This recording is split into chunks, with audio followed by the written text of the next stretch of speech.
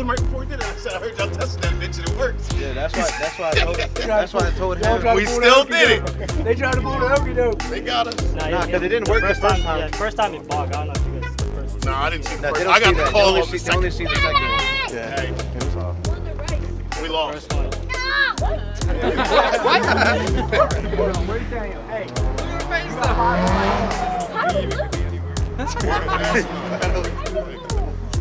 Hey.